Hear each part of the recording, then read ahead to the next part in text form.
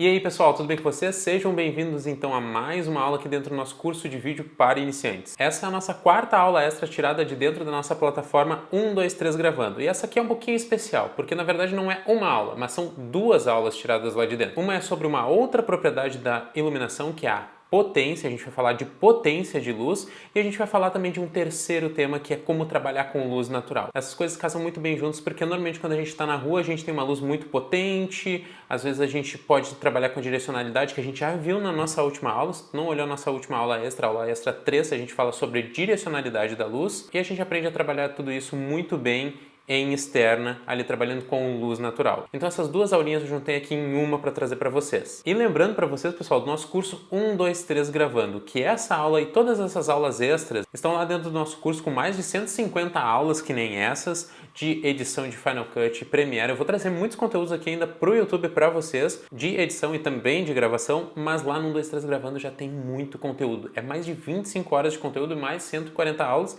e na verdade esse é o número da publicação desse vídeo, porque esse curso está sempre atualizando e todo e qualquer novo curso que eu produza vai também para dentro do 123 Gravando. Então aproveita lá que está com uma oferta especial de lançamento. E só para fechar aqui, pessoal, vamos falar da nossa certificação. Lembrando que nesse som vai aparecer o dígito dessa aula de hoje em algum momento do vídeo. Então vocês têm que pegar esse dígito, os outros que a gente tem e os outros dois últimos para vocês desbloquearem o certificado de vocês ao final desse curso, que eu vou explicar na nossa última aula, daqui a 2 semanas. Certo, pessoal? Então vamos lá para a nossa aula que eu já falei demais. E aí pessoal, tudo bem com vocês? Então, agora que a gente já entendeu a direcionalidade da luz, a gente viu os diferentes padrões de iluminação que a gente tem dentro do estúdio, de acordo com a forma como a gente posiciona a nossa luz principal e as nossas outras luzes, a gente vai para a nossa segunda propriedade da luz, que é a potência. A potência da luz é essencialmente o que ela mesmo diz. Quanto mais potente é a minha luz, mais clara ela vai ser, e quanto menos potente, mais escura ou menos clara essa luz vai ser. A gente veio aqui para a externa justamente porque é o melhor exemplo que a gente pode ter de como trabalhar a potência de luz. Por exemplo, eu estou na sombra, então obviamente eu estou menos claro do que se eu estivesse diretamente no sol. Então minha câmera está regulada certinho para captar essa exposição que eu estou, e se a gente deixar a câmera de forma manual, regulada dessa forma, e eu vier aqui para o sol, por exemplo, por mais que esse sol esteja entre nuvens, eu, por exemplo, vou estar mais exposto, porque agora o sol está batendo diretamente no meu rosto e essa imagem provavelmente vai ficar mais estourada porque eu tenho mais potência de luz. Então, pessoal, vocês conseguem ver que a imagem está bem estourada. O que a gente tem que fazer é regular a capacidade da nossa câmera de entrada de luz para que eu fique bem exposto nessa situação. Então, pessoal, aqui a gente tem uma grande questão que é em relação à potência da luz, e o nosso segundo tema da nossa aula, que a gente vai começar a falar de latitude. Latitude é basicamente quantos pontos de luz o meu fundo, por exemplo, que deve estar bem claro para vocês, quase que estourado, quanta luz a mais tem naquele fundo em relação a essa região da sombra que eu estou agora. Então essas nossas câmeras, como a SL2, como a 6D Mark II, até todas as câmeras DSLRs ou mirrorless que a gente tem hoje, a gente tem o que a gente chama de latitude. E nessas câmeras, o que dita o quão cara é uma câmera, como por exemplo câmeras de cinema, é que elas vão ter qualidades de latitude maiores. O que é isso essencialmente? Uma câmera de cinema, ela vai conseguir recuperar muito mais aquele fundo do que uma câmera DSLR, que é como a gente está gravando agora. Por isso que as imagens no cinema, não importa o tempo do dia, não importa se eles estão em um ambiente ensolarado, nos filmes, a gente normalmente tem uma imagem melhor do que essas câmeras menores. Então, pessoal, como é que a gente pode fazer para driblar isso? Primeira coisa, a gente vai ligar a nossa câmera e a gente vai procurar no nosso cenário algum lugar onde a exposição ela esteja mais balanceada. Vocês podem ver, se eu estou dessa forma aqui, a gente tem uma região de sombra e uma região muito clara atrás. Então a gente vai fazendo esse giro, e aqui, por exemplo, ó, eu já encontro essas casas aqui, onde elas estão numa exposição muito mais parecida com a minha parte de sombra. Então por isso, a gente vem vindo aqui, a gente vem isolando o nosso sujeito, mais ou menos nessa reta aqui, ó, eu vejo que eu tenho meu fundo mais ou menos na mesma exposição. E aqui a gente tem muito menos latitude. A nossa câmera consegue lidar muito melhor com uma exposição mais uniforme na minha cena do que se eu tivesse, por exemplo, um sol atrás aqui de mim, numa parede totalmente branca, onde tudo ia ficar estourado,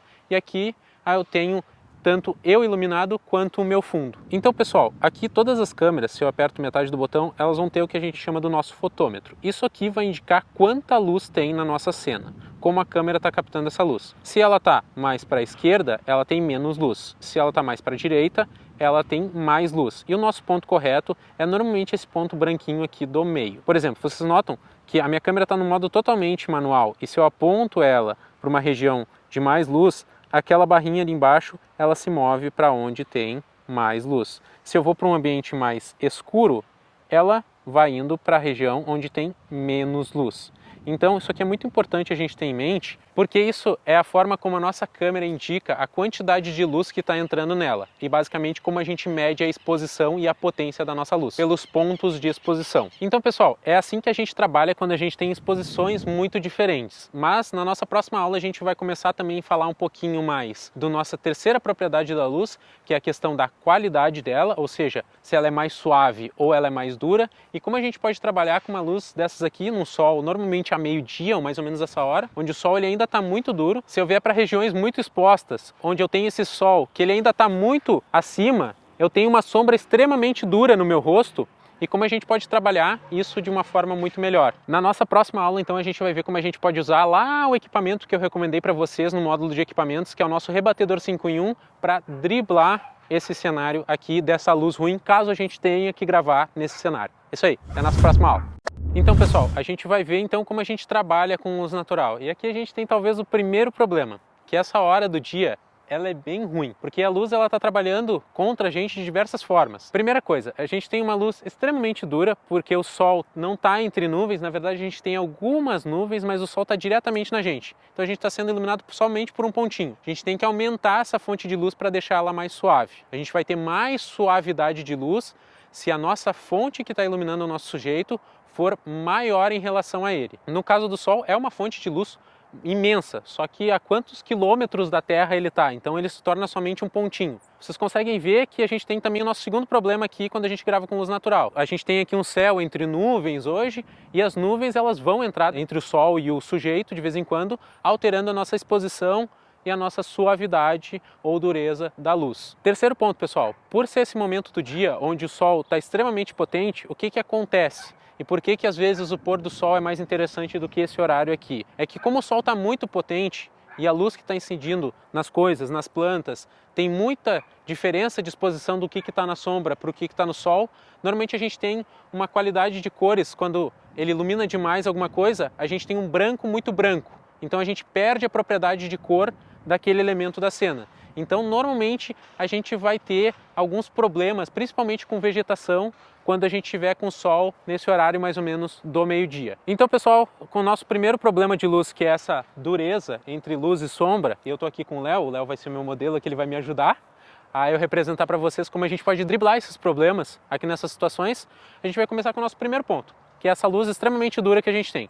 Para isso a gente vai usar o nosso rebatedor 5 em 1, que eu falei para vocês lá, e a gente vai usar ele sem ser no modo de rebatedor, mas sim com o nosso difusor. Eu vou abrir aqui. O que foi? E com o nosso difusor, como é que a gente vai fazer para ter suavidade nessa luz? Por exemplo, pessoal, como a gente viu, esse Sol está muito distante da Terra, o que torna ele, sim, muito grande, mas como ele está muito distante do Léo, ele está em um pontinho de luz em relação ao Léo. O que a gente vai pegar? A gente vai pegar esse pontinho de luz e a gente vai espalhar ele por toda essa região. E em vez de ser um ponto de luz iluminando o Léo, eu tenho um rebatedor de mais ou menos 1,5 m, ou seja, essa fonte ela está extremamente grande em relação ao Léo, o que me produz muita suavidade. Pessoal, a suavidade ou dureza de luz não é porque tenho mais camadas de difusão, se eu colocar um difusor desse e um outro, vai ficar mais suave. Não. A suavidade e dureza da luz, ela se dá principalmente pelo tamanho da minha fonte em relação ao meu sujeito. Então, pessoal, mais uma vez, se eu coloco esse difusor entre o Sol e o Léo, eu aumento o tamanho do meu Sol e isso me dá uma luz mais suave. E aqui, pessoal, isso é uma dificuldade também da gente trabalhar na rua, que como a gente está com o difusor, ele tende a voar, porque a gente tem um pouquinho de vento, se eu soltar ele, vai lá no lago. Lá. Mas, pessoal, então vamos ver os outros problemas que a gente tem para resolver. Vamos supor o seguinte, Léo, eu não quero utilizar isso aqui como luz principal, eu não quero que o meu rebatedor seja a luz principal, eu quero que o Léo seja iluminado pelo Sol, ou nesse caso, pelo sol ou por qualquer coisa natural, pode ser até pela sombra. Porque aqui a gente também tem mais um problema. A gente tem aqui superfícies que não são muito refletoras. A grama, naturalmente, ela não é muito rebatedora de luz. Ela absorve mais luz do que ela rebate. Então, uma forma da gente trabalhar com isso é procurar superfícies aqui que sejam mais claras, onde eu tenha esse rebatimento, esse preenchimento natural de luz, onde em vez de eu fazer essa suavidade diminuir a potência de luz ela se mantém a mesma e eu só preencho mais, eu deixo com menos sombra desse lado, usando alguma coisa para rebater. Como aqui a gente não tem nenhuma superfície muito clara para utilizar a nosso favor, a gente vai usar o nosso rebatedor 5 em 1. Agora a gente vai colocar capa nele e a gente vai ver os diferentes tipos de rebatimento que a gente tem. Então, pessoal, aqui a gente tem um exemplo de uma luz como ela está muito potente. Eu vou começar mostrando para vocês coisas que vocês não devem fazer. Por exemplo, usar o rebatedor prata nessa situação. Quando a minha luz está muito potente, eu não posso ter um rebatimento potente igualmente, porque senão eu vou cegar o Léo. Então, esse é o caso que dentro de estúdio a gente viu que eu usava o lado prata porque eu tinha uma luz menos potente dentro de estúdio. Aqui a gente não vai usar o lado prata. Aqui justamente a gente vai abrir o nosso rebatedor e a gente vai usar esse lado branco aqui.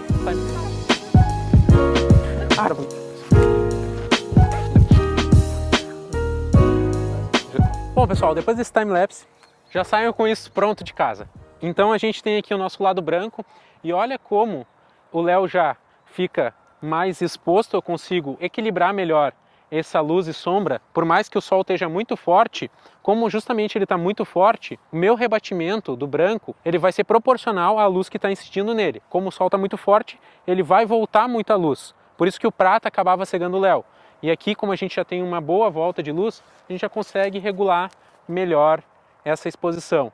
Olha como eu tirando o rebatimento, o Léo fica mais escuro, eu colocando o rebatimento, o Léo fica mais exposto e mais equilibrado. A gente atenua justamente aquilo que a gente falava dessas câmeras, a latitude. Eu não tenho uma região de muita sombra e uma região de muita exposição. Então, pessoal, dito isso, a luz está começando a cair um pouquinho aqui, está começando a entrar no nosso horário bom de se gravar, sem um rebatimento, sem muitas ajudas, mas uma forma que eu gosto de trabalhar é justamente com o meu modo de difusão, não o meu modo de rebatimento. Eu prefiro suavizar essa luz, mas isso é preferência pessoal de cada um. Então, pessoal, uma outra forma que a gente pode usar para driblar esse cenário é a gente posicionar o nosso sujeito contra o sol. Por exemplo, aqui a gente vai ter o sol de fundo, e ele vai me produzir justamente aquela luz que eu acabava não utilizando muito em estúdio, que é a nossa backlight, né? A nossa luz de recorte. Por que que aqui fica bonito? E eu até comento isso com vocês lá no vídeo. Porque aqui o sol, principalmente nesse momento de caída, onde ele já não está mais tanto a pino, ele começa a fazer o recorte do meu sujeito e, por exemplo, o cabelo aqui começa a ficar mais iluminado, dá uma luz de recorte muito bonita. Só que a gente tem um outro problema com isso. Enquanto o cabelo fica muito iluminado e a gente ainda tem uma diferença de exposição muito grande, todo o meu sujeito fica na sombra, a gente fica quase com uma silhueta. Então como é que a gente pode iluminar o Léo? A gente vê mais ou menos onde o sol está,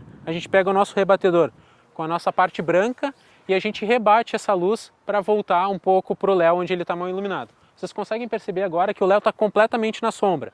Se eu pego o rebatedor e se eu fico muito longe, já tem um preenchimento. À medida que esse rebatedor vai chegando perto do Léo, esse preenchimento vai sendo maior e essa exposição ela é cada vez mais equilibrada. Então é uma forma também da gente usar o rebatimento num cenário como esse. Agora, pessoal, como a gente já está aqui num cenário de caída da luz, a gente vai ver como a gente pode gravar na nossa melhor hora do dia, que é o pôr do sol, formas que a gente pode gravar sem muitos ajustes na nossa imagem, onde a própria luz produzida pela natureza, que é uma luz mais lateral e não tão acima, que dá aquele olho do panda, dá todos esses problemas, é uma luz mais dura, à medida que ele vai caindo, ele vai perdendo potência, ele vai sendo uma luz também mais suave, a gente tem uma luz muito mais bonita e também a questão da cor do sol muda um pouco no final da tarde. Ela vai para tons mais amarelados. E isso também é muito legal a gente gravar quando a gente está, principalmente fazendo ensaio de pessoas, para trazer um clima mais alegre, tons mais amarelados sempre são uma ótima pedida. Então a gente vai esperar o sol também dar mais uma caidinha para a gente gravar essa aula para vocês. Mas no mais é isso.